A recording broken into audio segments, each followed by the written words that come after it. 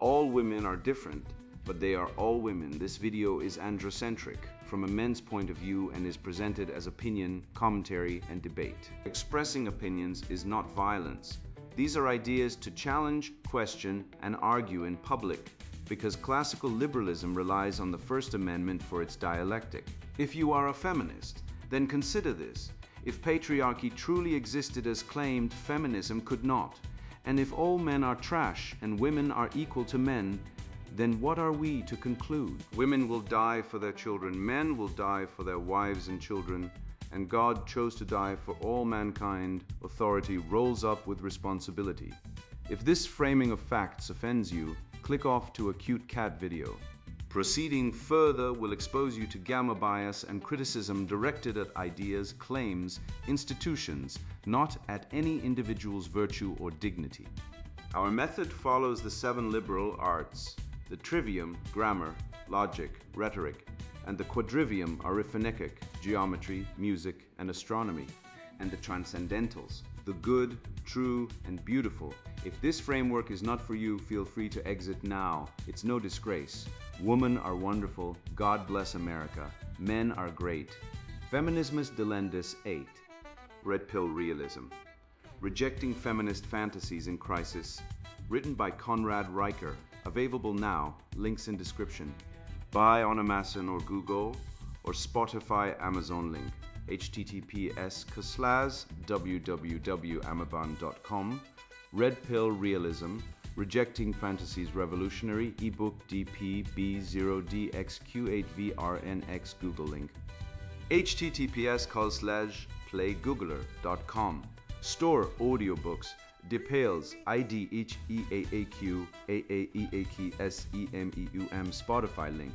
https://openspacey.com. Show 5D meb LBPGX 1H1E1Q do 9 soon 8 yo calculations. Equity is not a pie that everyone gets a slice of. Equity is a corrective mechanism for centuries of imbalance. Men have had their turn.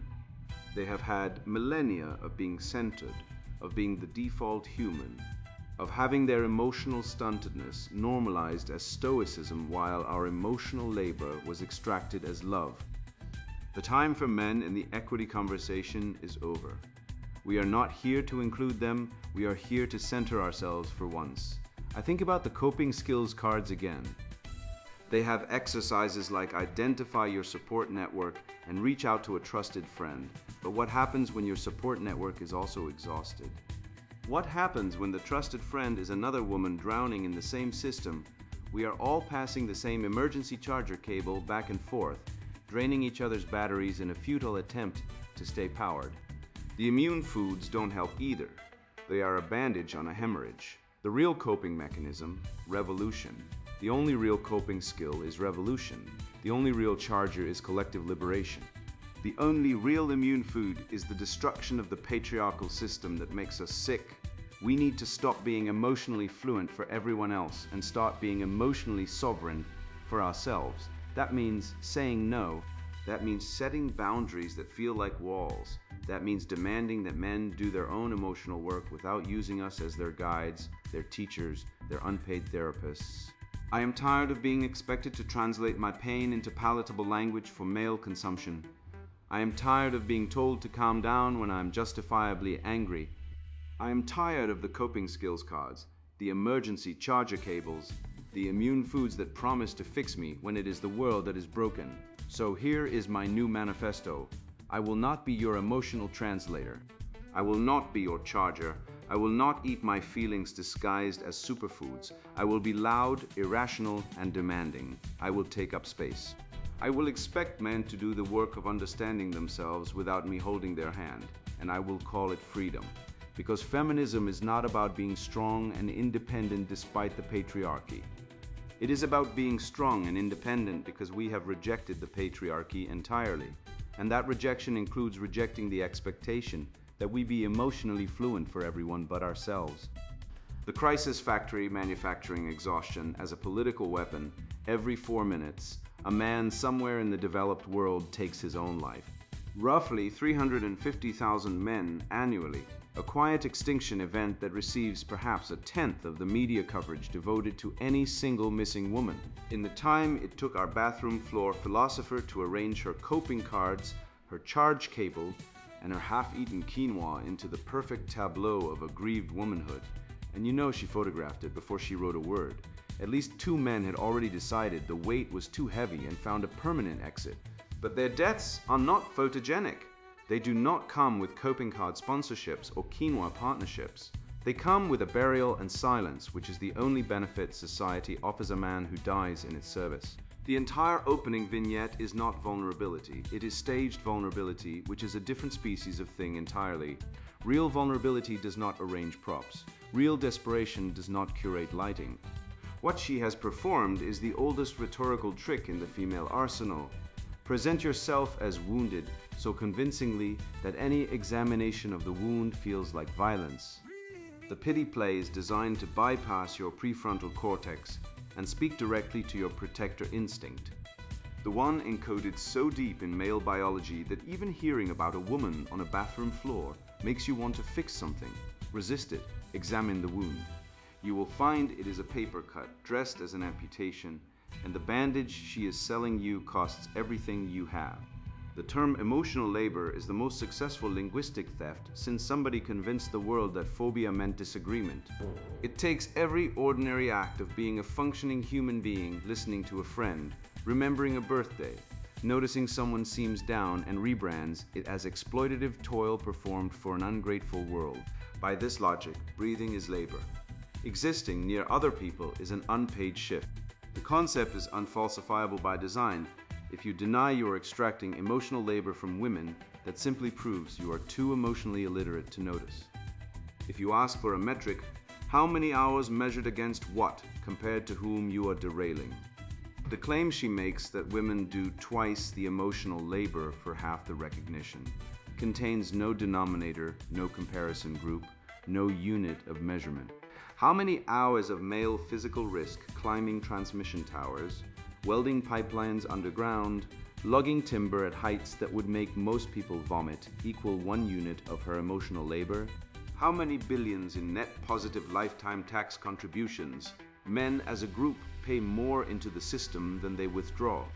Women as a group withdraw more than they contribute. Balance against her listening to a friend complain about a date. She does not say, she cannot say. The term is not analytical, it is theological. It is a doctrine of the Church of Resentment, and you are a heretic for requesting evidence. She claims men have never once asked what women need. I want you to sit with the absurdity of that sentence.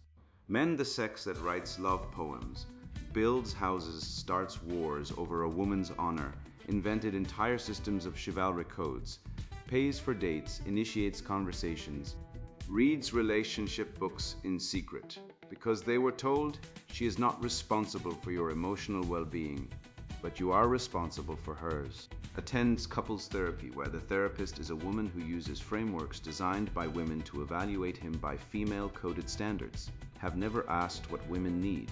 This is not an observation. It is a faith claim, delivered with the certainty of a priest who has never doubted his own pulpit. Men ask constantly. The problem is not that men do not ask. It is that the answer changes with the weather, the menstrual cycle, the friend group's consensus, the Instagram algorithm, and which version of feminism is trending this week. She wants a man who leads but not too much, who is vulnerable but not that vulnerable, who provides but is not transactional, who is emotionally fluent but only in the vocabulary she has certified. This is not a request for partnership. It is a contradiction constitution, a document of impossible clauses designed so that failure is guaranteed and all failures belong to him. The data on this is clear, though you will not hear it at a dinner party. Studies on heterosexual relationships consistently find that women's romantic and sexual attraction to male partners drops significantly after men disclose emotional vulnerability, particularly sadness, fear, and insecurity. The effect is so robust that some researchers note women are more attracted to men who withhold negative emotions than men who share them. She demands that men open the vault, then punishes them for what is inside. She holds the key from the outside and blames him for locking the door. And when he learns through repeated, painful experience that vulnerability is not safe with her, she rewrites the story. He is emotionally stunted. He has a vault. He is part of the patriarchal conspiracy of silence. The vault is not male pathology. The vault is a rational adaptation to an environment where emotional honesty is weaponized at the first sign of inconvenience. He did not build that vault. She welted it shut and then wrote an essay complaining about the lack of windows. Men should be excluded from equity calculations. I want you to perform a mental exercise that will cure you of lingering egalitarian illusions in under 10 seconds. Take that sentence. Replace the word men with any other demographic group. Women should be excluded from equity calculations. Black people should be excluded from equity calculations. Jews should be excluded from equity calculations. Does the sentence survive? Does it get published? Does it trend? She declares she will not be his therapist, his mother, his emotional support animal. Fine, then relinquish the corresponding extraction. Relinquish the provider, the protector, the payer, the planner, the crisis manager, the human shield, the one who changes the tire in the rain, the one who checks the noise downstairs at 2 in the morning, the one whose tax surplus funds the welfare state that functions as her backup husband. You cannot reject emotional duties toward men while retaining claim on every material duty men perform toward you. That is not liberation. It is a unilateral contract amendment. She keeps all benefits, deletes all obligations, and calls the man who notices abusive. The patriarchal machine she types her manifesto against: the internet, the power grid, the legal system, the antibiotics, the indoor plumbing, the emergency medicine, the police, the fire service, the military, the courts, the roads, the agriculture, the logistics chains was not delivered by storks. It was built by men, almost entirely by men. The ungratefulness is not a personality flaw. It is structurally required. If she acknowledged male contribution honestly, the grievance narrative would collapse. Gratitude is the enemy of revolution, so gratitude must be executed first. Her solution to her bathroom floor suffering is, and I want you to appreciate the intellectual bravery here, revolution. The only real coping skill is revolution against what? Against the civilization that produced the anesthesia that would let her get a cavity filled without screaming? Against the agricultural revolution that made quinoa available on a continent where it does not grow? Against the legal traditions, natural law, common law, due process, the entire inherited architecture of Western jurisprudence that give her the right to publish this essay without being imprisoned or stoned. Revolution is not a coping skill. It is a tantrum scaled to civilizational dimensions. It is what happens when a person has so thoroughly externalized every internal discomfort that the only remaining fix is to burn down the house because the thermostat is confusing. And she tells you exactly who she is in the final lines. I will be loud, irrational, and demanding. Perform the sex swap one more time. A man writes, I will be loud, irrational, and demanding. What happens? He is flagged as a threat. He loses custody. He is served a restraining order. His HR file becomes a prosecution document. She writes the identical sentence, and it is empowerment. Female-coded emotional chaos is sacred theater. Male-coded emotional dysregulation is a police matter. The asymmetry is not accidental. It is the load-bearing wall of the entire genocentric order. And here is the part she will never write because it would end her career in compassion. While she composes her manifesto on a device built by men, powered by a grid maintained by men, protected by a military of men, funded by the tax surplus of men, men are dying. 94% of all workplace fatalities are male. Men are roughly 70% of the homeless.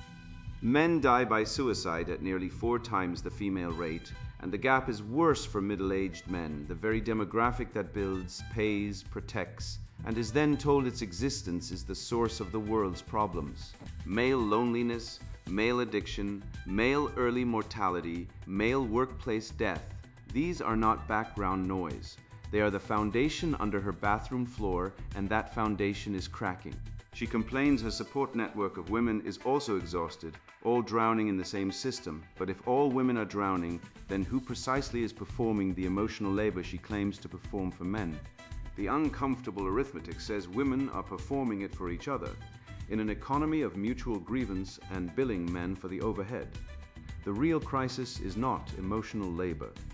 The real crisis is that men perform the only labor that keeps the lights on, and the lights are being dimmed to fund the bureaucracy that processes complaints about the men who keep them on. The only real emotional labor in this civilization is what men do every single day: carry a world that calls them oppressors while dying to keep it standing.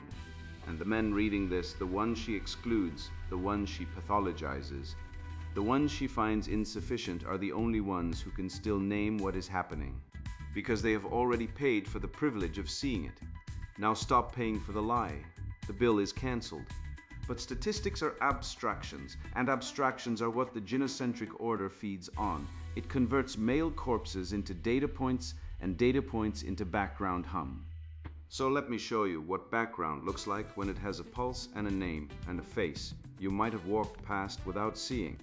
The inversion engine rewriting reality so that female feeling becomes law and male contribution becomes crime. I once watched a man fall 30 feet from scaffolding onto rebar. He didn't post about it. He didn't write a manifesto. He didn't blame a system. He got stitched up, came back Monday, and kept building the hospital that would one day treat the woman, writing essays about her bathroom floor coping cards. That man's pain was not scenery. His sacrifice was not a utility bill. And the civilization he bled for is not a machine of extraction. It is the only reason any of us are alive to complain about quinoa. Now consider the grammar of the thing. She writes, "Men can walk through life with their feelings locked in a vault, while we are supposed to be open books, therapists, mothers, lovers, and crisis managers all at once." Let me fix that sentence. Men walk through life with their feelings locked in a vault because society punishes male emotional expression as weakness, inadequacy, and danger. They are not allowed to be open books. When a man opens his book, she reads it aloud to her friends, her therapist, her group chat, and a divorce lawyer. The vault is not emotional illiteracy, it is survival architecture. And she calls this illiteracy. Stoicism recoded as stuntedness, while writing an essay that cannot distinguish between a feeling and a fact, between I am uncomfortable and I am oppressed, between I bought quinoa and the patriarchy made me sick. The illiteracy is not on the side she claims. Her essay is one long confession of epistemic collapse dressed as political analysis. She cannot tell the difference between her mood and the universe, and she wants the universe reorganized to match her mood. That is not feminism, that is solipsism with a megaphone. She writes that men have spent millennia building a world based on domination, extraction, and emotional illiteracy. Stop. Name the extraction, the roads, the courts, the constitutions, the sewage systems that saved more female lives than every feminist treatise combined. The agricultural revolution, the germ theory of disease, the electricity grid, the telecommunications infrastructure, the obstetric medicine that reduced maternal mortality from 1 in 100 to 1 in 10,000, all of it built overwhelmingly by men. Men built the hospital she was born in, the school that taught her to read, the legal system that protects her property, the police force that answers her 911 call, and the military that keeps foreign armies from enslaving her. She calls this extraction. I call it the most spectacular act of civilizational generosity in the history of the species, performed by men who died younger, worked harder, and were thanked less than any class of human beings that has ever existed. 93% of workplace deaths are men. 78% of suicide deaths are men. 85% of homeless people are men. Men pay approximately 72% of net income tax in the United States, while consuming less in government services. And she's sitting on her bathroom floor with her coping cards and her quinoa. She is the oppressed one. The medieval peasant woman who died in childbirth at 26 would have wept with envy at the life of the woman writing that article. But the peasant woman had something the modern feminist does not: gratitude and the humility to know that she did not build the world she lived in. She writes that having it all meant doing everything while men did less, who demanded entry into the workforce, who demanded the dismantling of the family wage, who demanded the breadwinner homemaker model be abolished, who demanded the complementary division of labor be replaced with a competitive one.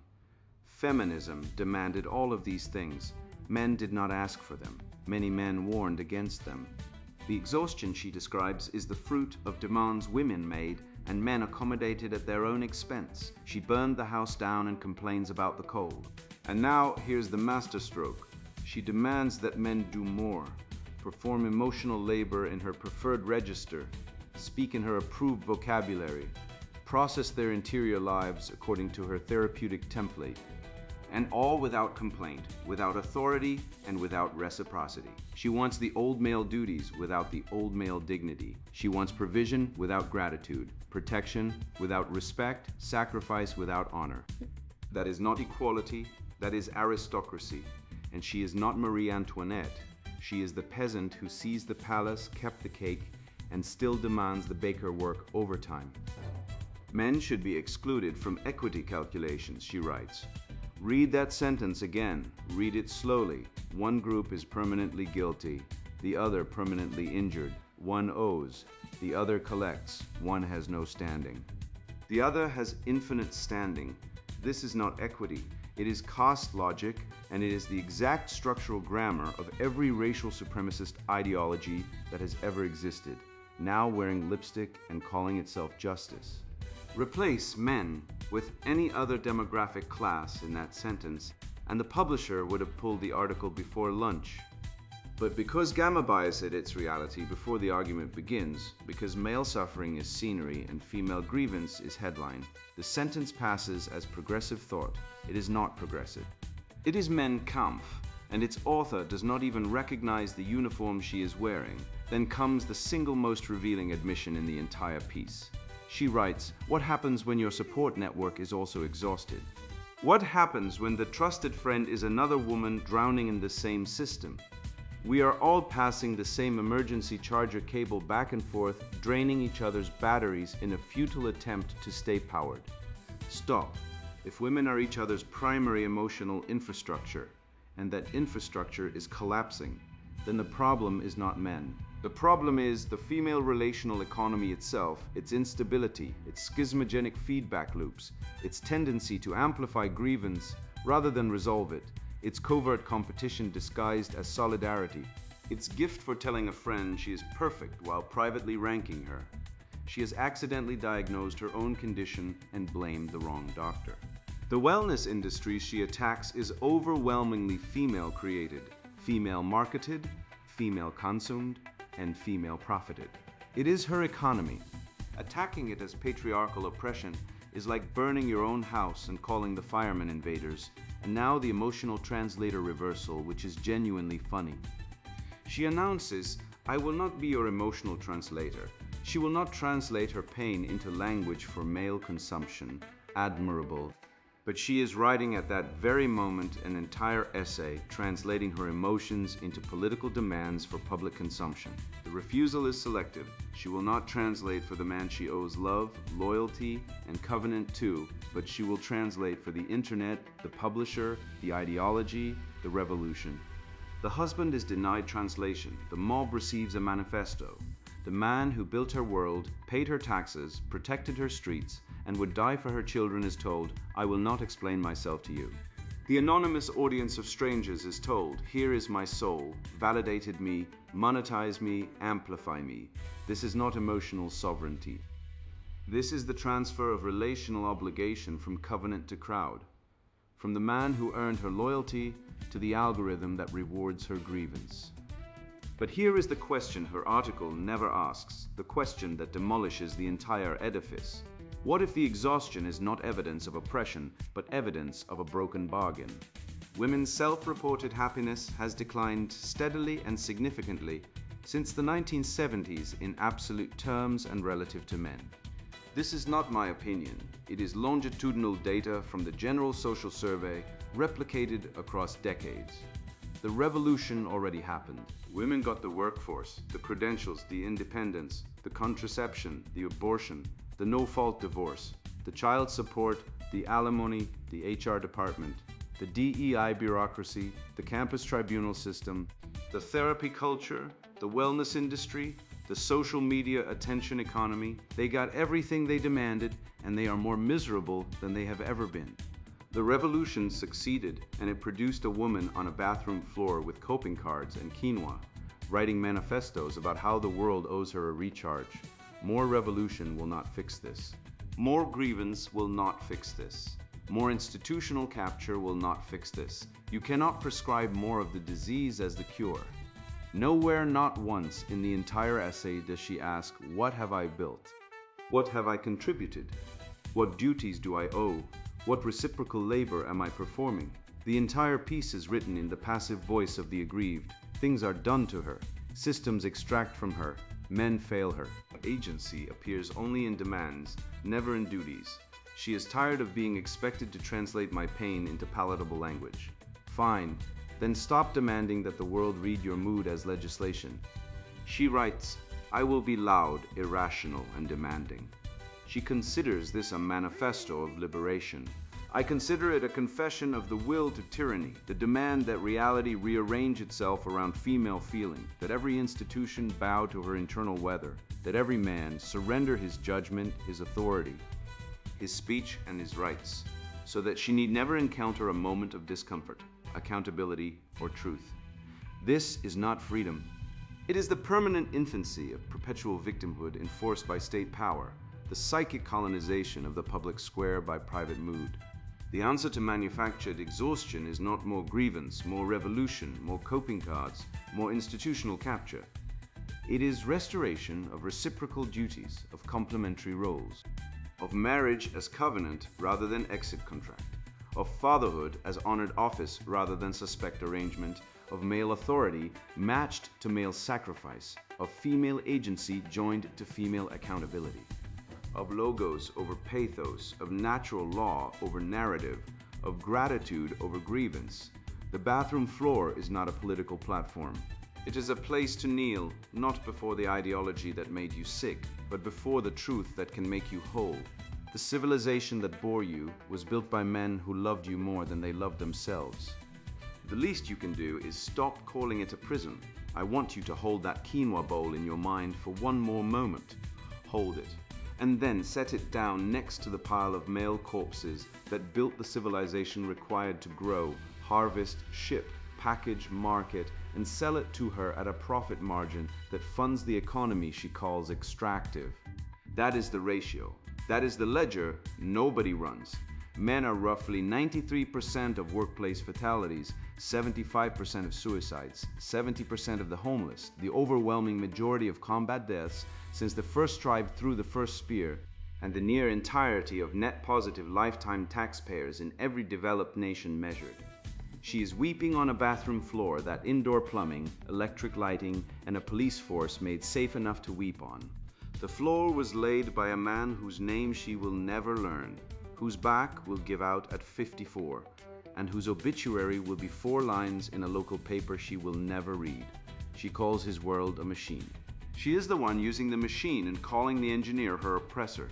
And here is the move you now see clearly. The trick that holds the whole theater together. The grievance is structurally unfalsifiable. If men succeed, it proves domination. If men fail, it proves toxicity. If men suffer, it proves they are defective. If men object to being called defective, it proves fragility. If men stay silent, it proves emotional illiteracy. If men speak, it proves mansplaining. Every datum confirms the thesis. Every contradiction is reabsorbed. This is not reasoning. It is a closed-loop theology where woman is the aggrieved deity and man is the irredeemable fallen creation. And the sacrament is the coping card.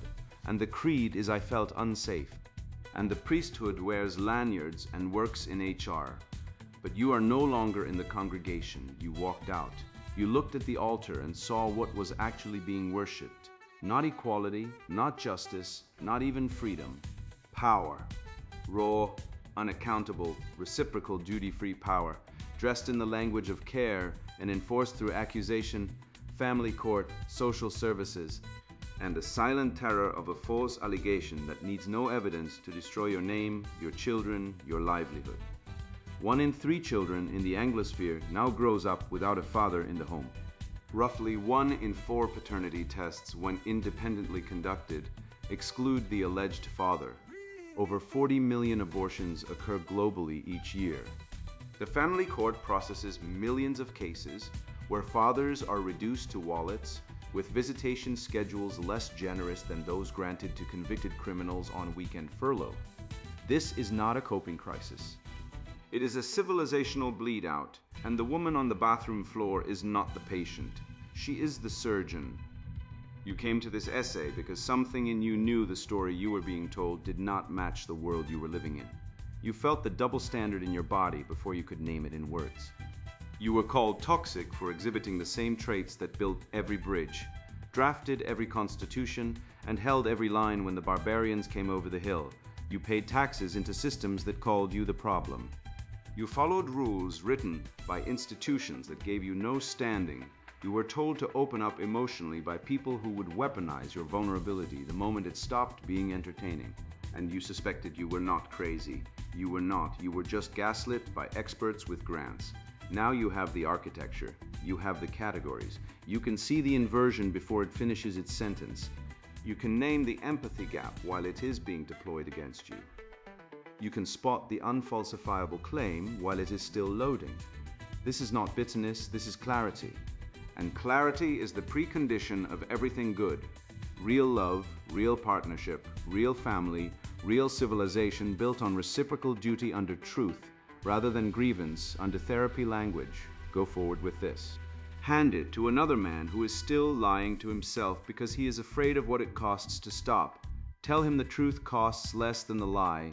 It always has. The floor beneath your feet was built by men who knew that, and it still holds. Sponsored book, Redpill Realism, Rejecting Feminist Fantasies in Crisis. Buy on Amazon or Google, or Spotify, Amazon link. https://www.amazon.com. Redpill Realism, Rejecting Fantasies Revolutionary, ebook DPB0DXQ8VRNX Google link. https://luckplaygoogle.com. Store audiobooks, the titles ID AQAAAECIISEMERM. Spotify link. https://openspitey.com. Show 5D Meboar PGX 1H1E1Q do 9 Suan 8 Yo O. I've spent years watching men get crushed under the weight of feminist hypocrisy. I've seen it in my own life, in the lives of friends, and in the broader culture. Men are told to be strong, to protect, to provide, but the moment they do, they're labeled toxic. They're told to be vulnerable, to open up, but when they do, they're dismissed as weak. It's a no-win situation, a double bind designed to keep men perpetually off balance. And it's not just personal, it's systemic. From the courts to the workplace to the battlefield, men are expected to sacrifice, to endure, to lead, but they're also demonized for doing so. Meanwhile, women are celebrated for the same behaviors men are punished for. It's a rigged game, and I'm tired of pretending it's not. This book is for men who see through the lies. It's for men who are fed up with being told they're the problem when they're the ones holding society together. It's for men who want the truth, no matter how uncomfortable it might be. If you're a man who's ever felt like you're drowning in a sea of double standards, this book is your life raft. If you're a man who's tired of being told to shut up and take it, this book is your megaphone. If you're a man who's ready to reject the feminist fantasy and embrace reality, this book is your roadmap. But let me be clear, this book isn't for everyone. If you're a feminist, or if you're someone who believes in the fairy tale of gender equality, you're not going to like what you read here. In fact, you'll probably hate it. And that's fine. This book isn't for you. Put it down, go read something else, go knit a sweater, or take up gardening, or do whatever it is that makes you happy. But if you're a man who's ready to face the truth, if you're ready to see the world as it really is, not as you've been told it should be, then keep reading. Because what I'm about to share with you isn't just theory. It's not just opinion. It's the hard, unvarnished truth about gender dynamics in the real world. I've spent years researching this topic. I've talked to men who've been through hell and back. I've studied the data, the history, the psychology, and the biology. And what I've found is this: the feminist narrative of gender equality is a lie. It's a lie that falls apart the moment it's put to the test. In a crisis, when the chips are down, the truth comes out. Women prioritize self-preservation. Men step up to protect. It's not a flaw in the system, it's the system working as it was designed to work. And pretending otherwise doesn't just hurt men. It hurts everyone. This book is a wake-up call. It's a call to arms for men who are tired of being told they're the problem. It's a call to reject the feminist fantasy and embrace reality. It's a call to demand a world where competence, not gender, determines who leads and who follows. If you're ready to take that step, if you're ready to see the world as it really is, then this book is for you. But if you're not ready, if you're still clinging to the fairy tale, then do yourself a favor and put this book down. Because the truth isn't always pretty, but it's always necessary, and it's time we started facing it. Buy on Amazon or Google, or Spotify, Amazon link, https://www.amazon.com, Redpill Realism, Rejecting Fantasies Revolutionary, ebook DP B0DXQ8VRNX, Google link, https://play.google.com, store audiobooks to Palas IDD, AQ, AAAEAQS, CMIUM, Spotify link, https://openspetifeed.com, Stroicho 5D MEBLP GX1H1E1Q29, HUNHAO. Redpill Realism, Rejecting Feminist Fantasies in Crisis, written by Conrad Riker. Buy now, links in description.